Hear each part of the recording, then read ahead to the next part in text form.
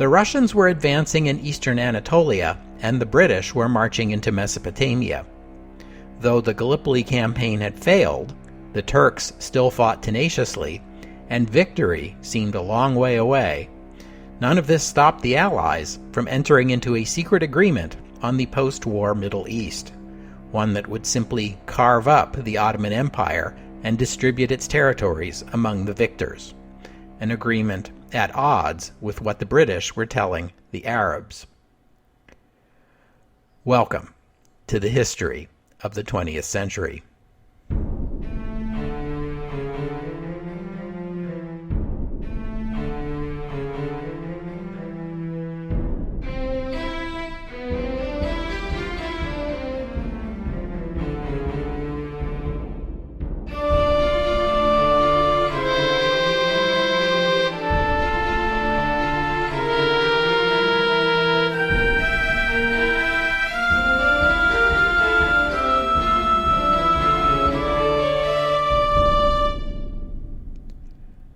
Episode 120, A Line in the Sand.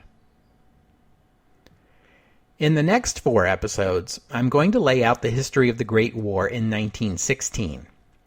I'm going to have to tell that story a little differently from how I've been telling the story of the war so far, because 1916 is a different sort of year. In 1916, the Allied powers will begin coordinating their offensive moves with an eye toward putting the maximum possible pressure on Germany.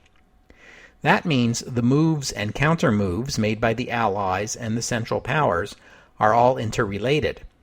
I won't be able simply to say, here's what happened on the Eastern Front, next week we'll talk about the Western Front, the way I have been doing, because the moves being made on these fronts, and on the Balkan and Alpine fronts, are increasingly interrelated.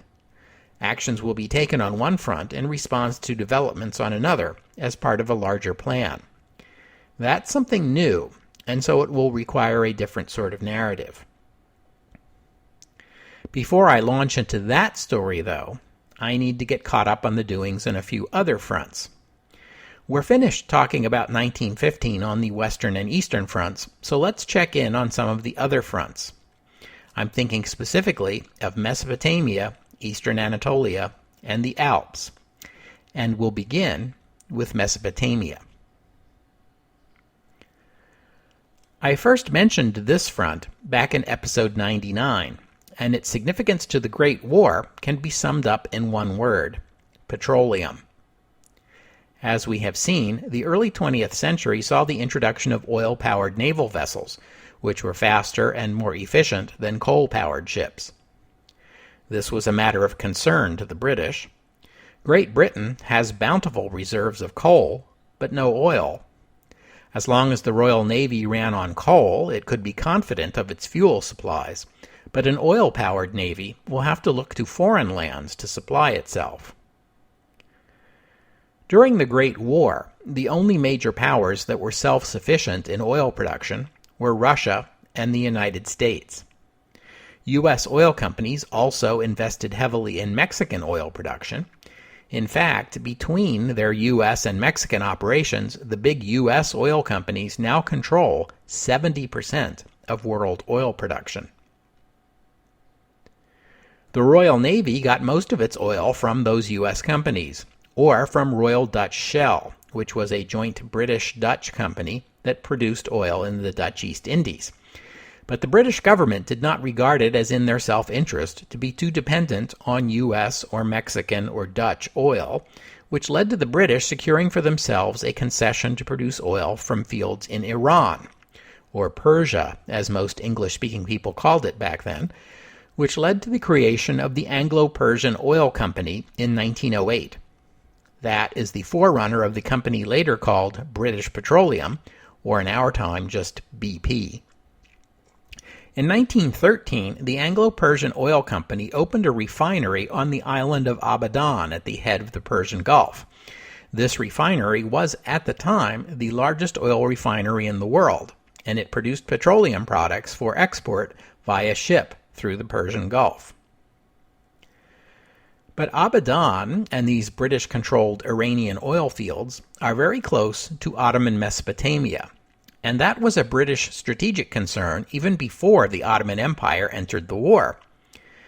Southern Iran was regarded as being in the British sphere of interest, as they said in those days, and in pre-war British military planning, defense of British interests in the Persian Gulf were assigned to nearby British India. When the Ottoman Empire entered the war on November 5, 1914, Indian soldiers were immediately dispatched to the region, where they seized the Fao Peninsula in southern Mesopotamia, which is adjacent to Abadan. By November 21st, this force, the Indian Expeditionary Force D, had occupied the Mesopotamian city of Basra on the Shatt al-Arab waterway, the main Ottoman port with access to the Persian Gulf. That same month, Sheikh Mubarak al-Sabah, the ruler of Kuwait, a former Ottoman territory, now a British protectorate, threw in his lot with the British war effort. If the goal was to protect the oil fields and the refinery against a potential Ottoman threat, well, mission accomplished. But it didn't take the British commanders in Basra long to decide that Basra was an unsatisfactory location to set up a defense.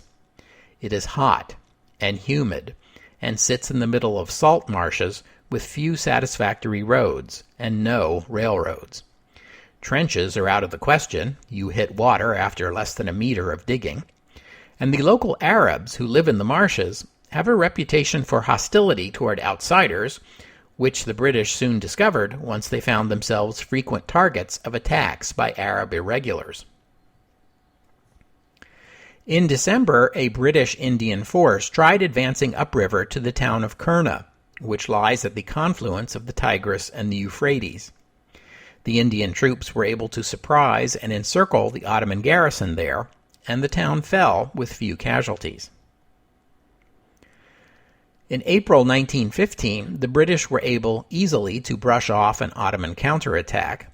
The Persian oil fields and the refinery at Abadan are now more than secure, but commanders in the field and in India felt emboldened by their successes so far and couldn't resist the temptation to continue pushing onward. After the humiliation of the Battle of Tonga in German East Africa just a couple of months ago, London had taken command of operations there. Now Delhi was out to prove that Tonga had been a fluke and that British India could make an independent contribution to the war effort in the only theater where it still held command, Mesopotamia. In June, an Indian division commanded by Major General Charles Townshend advanced up the Tigris River to the city of Amara. In July, another British Indian force advanced up the Euphrates River and captured the city of Nasiriyah, the location of the largest Turkish supply depot in the region. Its fall brought all of southern Mesopotamia firmly under British control. But by this time, we are now 3 months into the fighting at Gallipoli, and it is becoming clear that that operation is failing. British commanders hope to make up the loss of face at Gallipoli with advances against the Turks in Mesopotamia, so Townshend and his force were ordered to continue their advance up the Tigris to the city of Kut al-Amara, which they captured in late September. Now, Townshend was commanding about 2 divisions. One of these was needed to guard the ever-lengthening supply line back to Basra. The other did the fighting. This force also included a motley collection of armed riverboats that ferried supplies, and which Townshend used adroitly to move troops back and forth across the river to surprise Turkish units with flanking moves. But as he advanced up the river, more and more boats were needed for the supply runs, and the river was getting shallower, which meant the larger boats were forced to drop back. Still, Townshend pressed ahead. What had begun as a limited operation to secure the oil fields of Persia was now morphing into something way more ambitious, a process we today might call mission creep. There was no strategic reason to take Kut, not unless the intent was to press on toward Baghdad. But that must have begun to look tempting. Baghdad, or Baghdad, was the storied city that had once been the center of the Islamic world, and it is still in 1915 the largest Arab city in the world, outside of Egypt. The final decision to go for Baghdad was made in October. By this time, Bulgaria had entered the war, Serbia had fallen, the Gallipoli operation had failed, and a sense was growing in Delhi and in London that some kind of morale victory was needed in the Middle East to offset all this discouraging news. While there was still no compelling strategic reason to take Baghdad, most leaders in Delhi and London agreed, all the way up to the Minister of War, Lord Kitchener, and the Foreign Secretary, Sir Edward Grey, that the capture of Baghdad would be a needed boost for British prestige. But they were underestimating the difficulties. The Secretary of State for India, Austen Chamberlain, thought so. So did General Townsend, or at least that's what he tells us in his memoirs, written after the fact. Still, orders were orders, and Townsend began his advance. Meanwhile, the Ottoman War Minister, Enver Pasha, foresaw the danger to Baghdad and dispatched reinforcements to the Mesopotamian front. Townsend's advance ran into these Ottoman reinforcements at Ctesiphon, the ancient Parthian and Sassanid capital, which lies about 25 miles south of Baghdad. The result was the Battle of Ctesiphon, which began on November 22, 1915. The Ottoman field commander, Nuruddin Bey, had had over a month to prepare his defenses, and he had put the time to good use. The Ottoman units were entrenched on flat, arid land that allowed an approaching attacker nothing in the way of cover, and the Turks used a combination of artillery and mines to block the British from using the river to their advantage, as they had in previous battles. And so the fight came down to a 4-day slugfest. Even though they took more casualties, the Turks substantially outnumbered the British, and they held firm. On the morning of the 5th day, the Turkish commander ordered a withdrawal. So you could call this a British tactical victory if you like, but it doesn't take into account that nearly half the Indian force had been killed or wounded. Townsend was in no position to pursue the withdrawing Turks. Neither was he in a position to hold his ground, here in open country hundreds of miles from his supply sources. The Turks, by contrast, had much shorter supply lines that only needed to run as far as Baghdad, and they could be expected to quickly regroup and come back for a rematch. So Townsend had no choice but to withdraw back to Kut. He arrived there on December 3rd and was ordered to make his stand. Just a few days later, the Turks arrived. They left behind just enough of a force to lay siege to Townsend's struggling remnant of a division, while the rest of their force continued its advance and took up defensive positions farther south along the river. The siege of Kut lasted until April 1916. Townsend appears to have been quite optimistic at first, but these Turkish soldiers were veterans of Gallipoli. They were battle-hardened fighters who had beaten the British once and were confident they could do it again. The British made repeated efforts to relieve the 12,000 or so soldiers at Kut, including history's first attempt to drop supplies by air. But it was all to no avail. With his soldiers starving, Townsend asked for an armistice to negotiate terms. In exchange for the release of his soldiers, he offered £1 million and a pledge that his soldiers would return to India and not fight the Turks again. The Turks fully understood they had the upper hand here and refused to accept anything less than unconditional surrender, to which Townsend eventually agreed. Townsend himself was well treated and was shipped to a comfortable imprisonment in Constantinople. The rest of his force were not so well treated, and thousands would die in Turkish captivity. It was the largest single surrender in British military history, and a second humiliation at the hands of the Turks. The British feared these defeats would lead to renewed calls for jihad from Constantinople and unrest among Muslims in Persia and British India, so they became even more determined to take Baghdad. But before that could happen, the logistical problems needed to be sorted out. The port facilities at Basra would need to be upgraded and more boats brought in to navigate the rivers. All of this will take time, and it won't be until the end of 1916 that the British will be ready to try again. But even as the starving survivors of the siege of Kut were being force-marched off to captivity in Baghdad, British and French diplomats were already putting the finishing touches on their plan to carve up the corpse of the Ottoman Empire.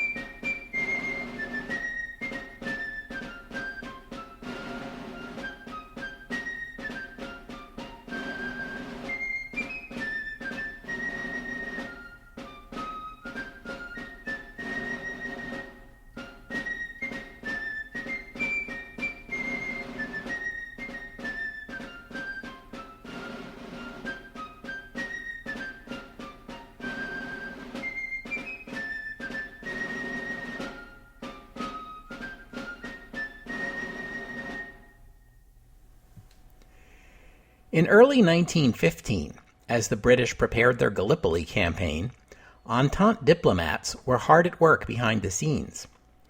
The British hoped to seize control of Constantinople and the straits that connect the Black Sea to the Mediterranean in that campaign, but if you've been listening to this podcast from the beginning, you well know that Russia has been trying to win control of this very same strategic waterway for a long time now. And, ironically, it has been British policy to deny Russia control of the straits for just as long. But times have changed. Britain and Russia are now allies, and Russia is demanding that she be granted control of the straits after the war. The British and the French acquiesced in this demand and worked out a secret agreement with the Russians that would give them what they wanted in exchange for territorial concessions elsewhere in the Ottoman Empire. The French would get Syria, a region they have had an interest in for over 50 years now, ostensibly out of a sense of kinship with the Catholic minority living in what today we would call Lebanon. Britain would get a larger sphere of influence in Persia, which she regards as valuable both for Persia's oil reserves and as a buffer to shield British India. The disposition of Palestine, the Holy Lands, was a tricky question, since all three Entente powers had an interest in it, as did the Muslim Arabs, so it was decided to set that problem aside to be resolved later. Meanwhile, the British High Commissioner to Egypt, Sir Henry McMahon, was engaged in negotiations with Hussein bin Ali, the Sharif of Mecca, toward the goal of instigating an Arab revolt against the Ottoman Empire. Recall that the British have repelled an Ottoman offensive against the Suez Canal and have advanced their own forces as far east as El Arish and the Sinai. An Arab revolt would complicate the Turkish defense of the Middle East and smooth the way for British offensives in Mesopotamia and from Egypt. In exchange for Arab assistance, McMahon offered British support for an independent Arab state after the war, a single unified state that would basically encompass everything south of Anatolia, east of Egypt, west of Persia, and as far south as the southern tip of the Arabian Peninsula. The only exceptions would be the Mediterranean coast of Syria, which France already had a claim on, and Kuwait and Aden as British protectorates, and maybe British-occupied southern Mesopotamia, for the sake of protecting those British petroleum interests in Persia. Hussein readily agreed to these terms. He would declare himself king in Mecca on June 10, 1916, and begin a revolt against the Turks. That's a story we're going to have to come back to in another episode, but for now, I'll just note that even as those informal discussions with the Sharif were in progress, The British and the French were continuing their secret negotiations through the fall of 1915 and into the spring of 1916. By May 1916, the two countries reached what history knows as the Sykes-Picot Agreement, after the British and French diplomats who were most closely involved. Under this agreement, the French and British endorsed a much different division of Arab lands in the Middle East. The northern boundary of the promised Arab kingdom would be much farther south than anyone had suggested to Sharif Hussein, over 200 miles farther south, in fact. North of this boundary would be a swath of British-controlled territory running from the Palestinian coast on the Mediterranean all the way through southern Mesopotamia to the Persian border. Farther north, another line was drawn beginning at the Mediterranean coast at about what is the border between Israel and Lebanon in our day. This line then takes an irregular northwestern path across Arab lands through northern Mesopotamia and on to the Persian border. North of this line would be French territory, which the British consented to because this French territory would serve as a useful buffer between British and Russian interests. You'll recall that there was some friction between the British and Russian imperial claims before the war. This French territory would extend all the way north into the Taurus Mountains in Anatolia. The Russians gave their assent to this agreement in exchange for British and French assent to Russian control of the Straits and the chunk of eastern Anatolia they had already occupied. It was also agreed to give Italy a concession on the Aegean coast of Anatolia near the island of Rhodes and the Dodecanese, which are already Italian-occupied, as you'll recall. I've posted a map at the website, historyofthe20thcentury.com, if you'd care to have a look. The map lays out exactly what was agreed to. This agreement was inconsistent with what McMahon had discussed with Sharif Hussein, but Hussein didn't know that, since the Sykes-Picot Agreement was a closely held secret at the time he began his revolt. And before the fighting ends, Britain will have taken additional measures inconsistent with both these agreements. The result will be what I believe the British would call a right mess. But don't worry, you can be sure that capable diplomacy will eventually sort it all out. And by that I mean, expect this to be the source of bitter and intractable conflict in the Middle East for the rest of the century.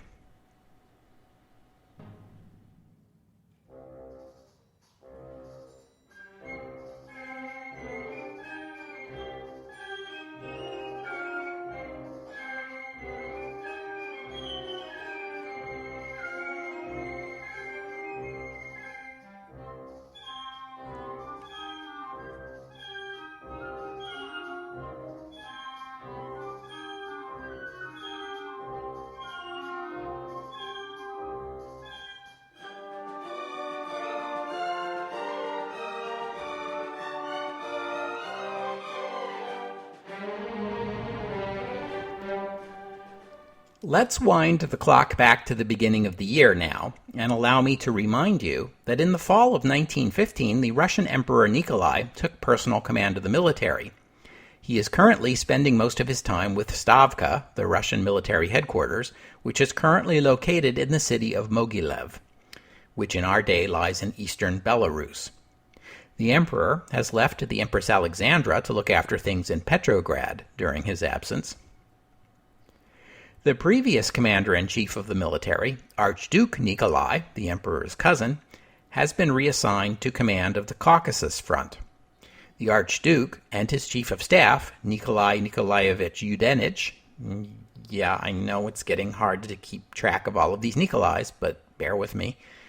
The Archduke and his chief of staff pondered what it meant for the Caucasus Front now that Bulgaria had joined the Central Powers, Serbia had fallen, and the British had withdrawn from Gallipoli. What they figured it meant was this. There was now a line of communication open from Germany to Turkey, which would allow German arms and ammunition to flow into Anatolia. And there was also a veteran Turkish army on Gallipoli that was no longer needed to fight the British there and could be redeployed. The prospect of experienced Turkish reinforcements armed with modern German weapons turning up on the Caucasus Front seemed very likely to both Nikolais. The only disadvantage the Turks had was that old problem of inadequate roads and railroads. It would take months for the Turks to redeploy and take advantage of the situation, which led the Russian commanders to conclude that the time to go on the offensive was right now. And so they did, in January 1916. You'll recall that the Turks under Enver Pasha had tried an offensive the previous year, and it had failed due to the harsh weather in the highlands of eastern Anatolia, episode 99. But this offensive would be different. The Russian army was better trained and equipped for winter warfare. The Russians had trucks to help keep their units supplied as they advanced. They even had airplanes for reconnaissance. On the other hand, the Ottoman Third Army opposing them had been neglected for this past year, as the fighting on Gallipoli occupied most of the Ottoman army's resources and attention.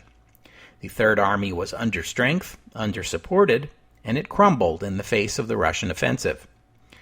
The Russians entered the fortified Turkish city of Erzurum, formerly the site of the Third Army's headquarters, on February 16th, and the city of Trabzon on the Black Sea in April.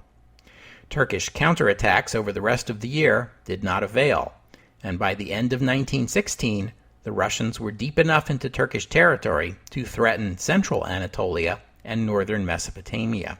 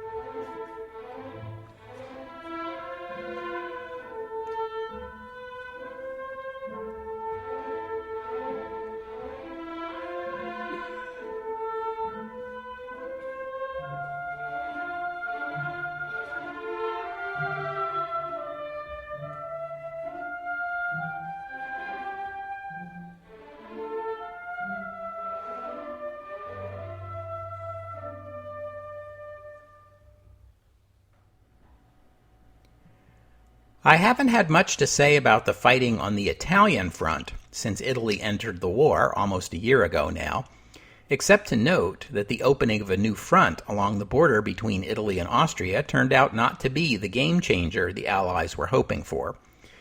Austria had been struggling in May of 1915, yes, but she had managed to put 20 divisions on the Italian frontier against Italy's 35, which was good enough to hold the line, especially when you consider that this line mostly runs through the Alps, the most rugged mountains in Europe.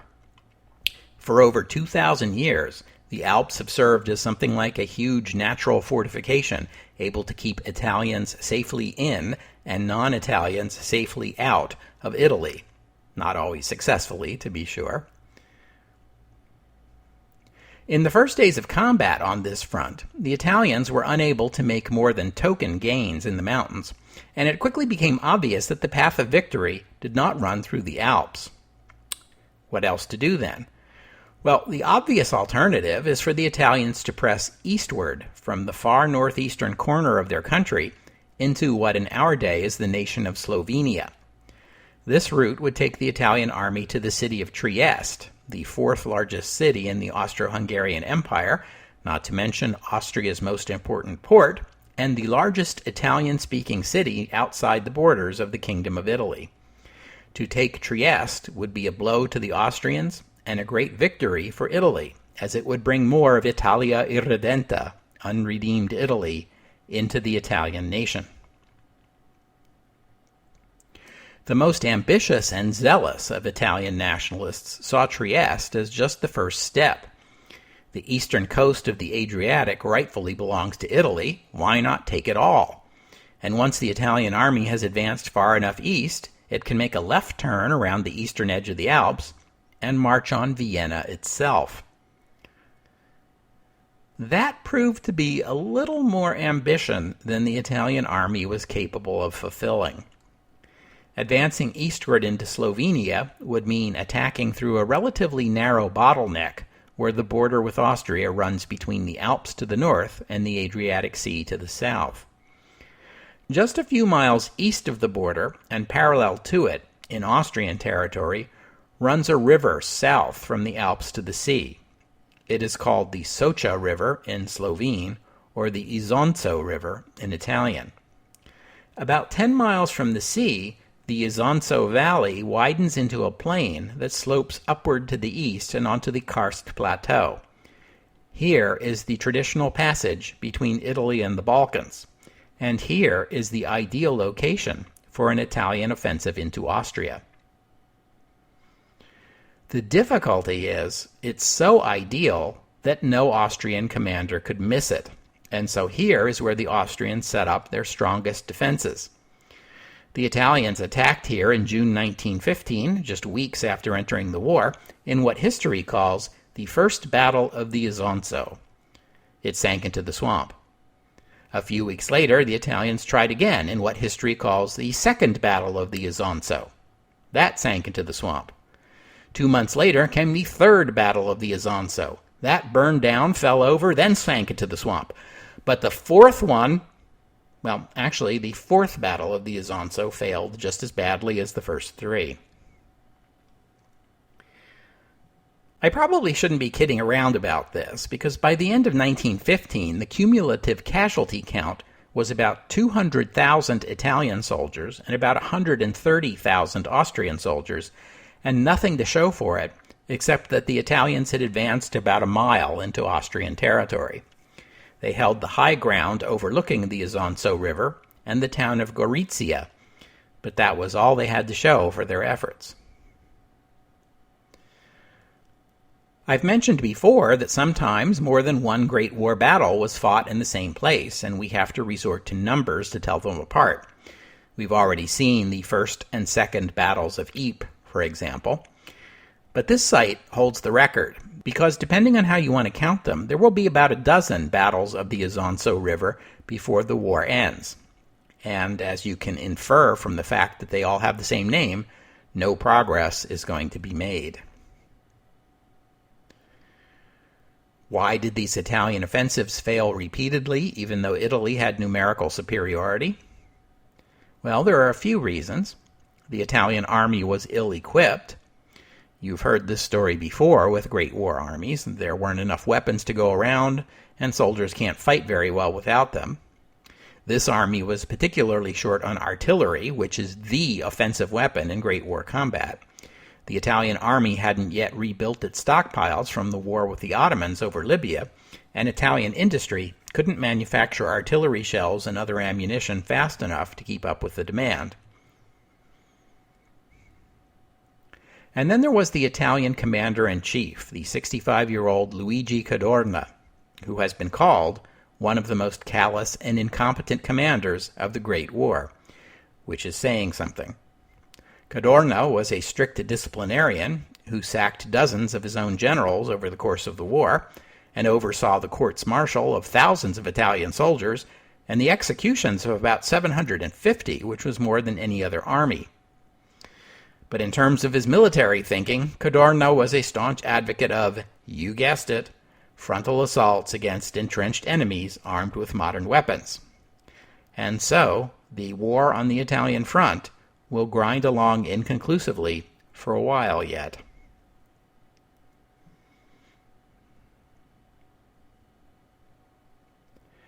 We'll have to stop there for today. Thanks for listening, and thank you, Martin, for becoming a patron of the podcast. If you have a few bucks to spare and would like to become a patron or make a one-time contribution, visit the website historyofthe20thcentury.com and click on Help the Podcast.